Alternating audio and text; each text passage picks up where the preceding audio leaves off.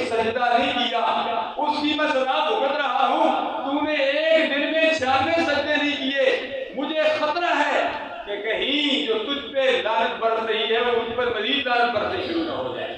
یعنی شیطان بھی بے نمازی سے پناہ مانگتا ہے۔